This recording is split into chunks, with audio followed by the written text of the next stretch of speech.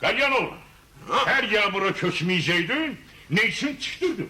Ve ne için benim adıma saldırdın bu binanı? Şeşidi Galyanoğlar, ay dayı ne dersin? Biri sen niye göre sen adıma saldırmışam bu evi? Ona göre ki, bazı ağzı gövçek, gözü dar olan adamlar demesinler ki, Galyanalı balaca bir mavaciblə bu boyda dəmdeşkahı necə dikey? Amma dayı nəvəsi, sənə kim nə deyəcək, ha? Pensiyası kişisən, özdə subay bir kişi, əmanət kassında filan qədər də pulun, hökumətdən yer götürmüşsən, ev tikirsən də, özü də özün tikirsən, ömür boyda bennalıq eləmişsən, piştırlığın yersin. Kaldı dayı nəvəsi, mənə, mənim bu evə köçməyimə, az qalır. Təzə evə, təzə köç getirirəm. Təzə meybil alırsan, ha? Ne bilirəm ki, təzə arvad alıram, arvad. Mebili de cehiz adıyla arvad özü getirəcək evə. Senin başı at tepip ne duaya? Gül kimi ailen var. Arvadı ne yiyorsun? Ne olsun? Ben arvadımı boşamıram ki. Köhünə arvad qalacaq köhünə evdə, təzə evə də təzə arvad getirəcəyəm də, nə olur? Senin bir zaksın bir kebinin ola, hansı zaks təzədən sənə kebin keser, ha? Dayı nəvəsi, bu arvadı mən öz adımı almayacağım ki. Ve kimin adını alacaksan bibi nəvəsi? Var da dayı nəvəsi, dostlarınız çoxdur. Sənin adın var, piştırığın gəlsin.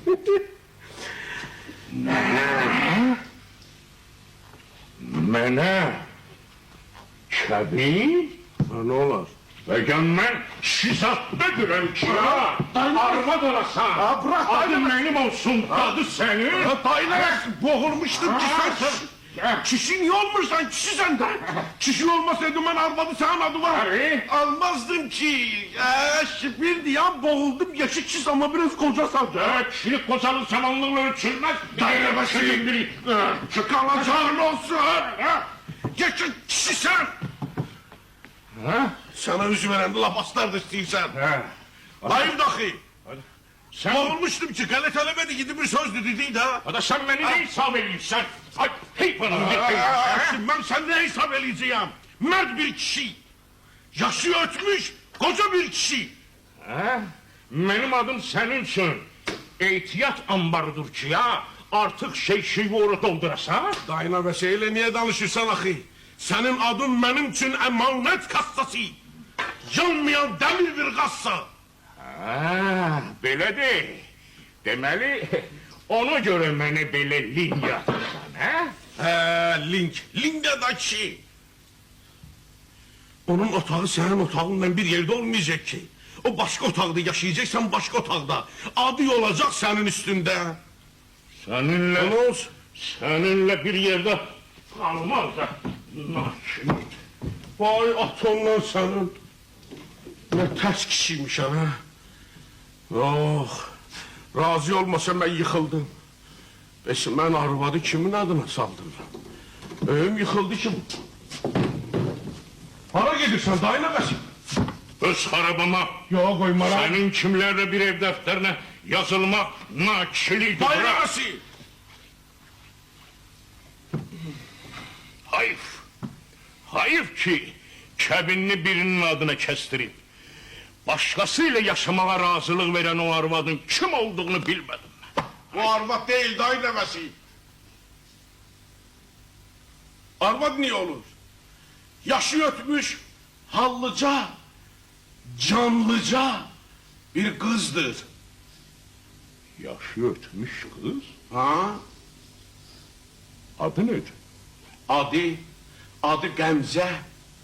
Özü baştan ayağa meze. Bir yol üzüve ülgüz çekse, ruhun göğe uçar.